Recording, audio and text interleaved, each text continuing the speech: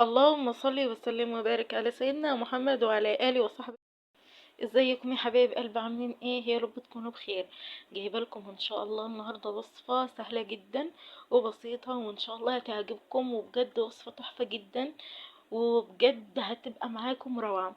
من ربع كيلو بانيه هتعملي احلى غدا بطريقه سهله جدا وطريقه بسيطه، وان شاء الله باذن الله مش هتكون مكلفه، وان شاء الله هتبقى سهله جدا جدا جدا. هتعمليها وهتبقى شاطره فيها، بجد هتطلع معاكي تحفه. تعالي نشوف بقى هنعملها ازاي. انا جبت كده طاسه على النار، احط فيها معلقه كبيره من السمنه، زي ما انتم شايفين كده معلقه كبيره من السمنه، علشان هنشوح فيها البصل.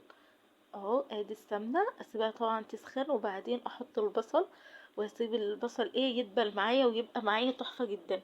احط بقى كده دي بصله متوسطه، احط بقى كده البصل المتوسط، احط كده البصله، وادي للبصله تشويحه كده زي ما انتم شايفين كده. اسيبها طبعا تتشوح معايا اهو لحد ما تدبل معايا البصل، ولا تاخد لون ولا تتحمر خالص، يدوبك تدبل. بعد ما البصله كده دبلت، هنحط بقى الفراخ.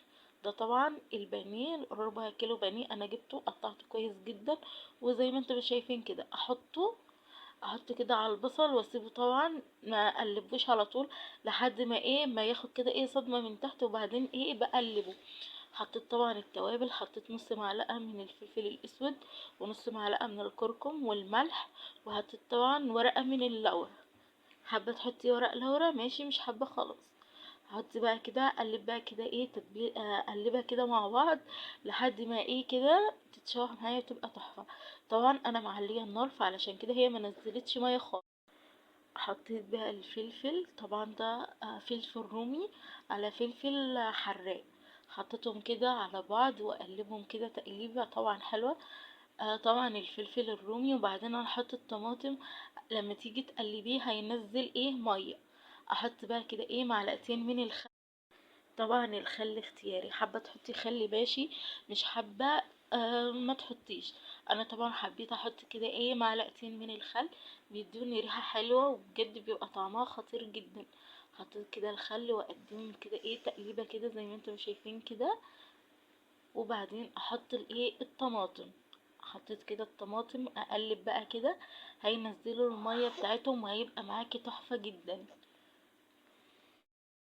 اقلب بقى كده تقليبه حلوه كده، علشان كل المكونات تخش في بعضها زي ما انتوا شايفين كده. اسيبها طبعا لحد ما ما تنزل الميه بتاعتها، وافضل اقلب فيها، بتبقى معاكي بالشكل ده.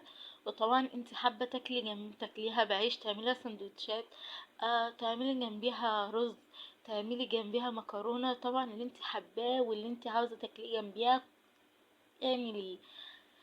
زي ما انتوا شايفين كده، طبعا انا عامل جنبها رز، هعمل جنبها ان شاء الله رز، وتتاكل كده جنب رز، وهتبقى معاكي تحفه جدا. اقلب بقى كده،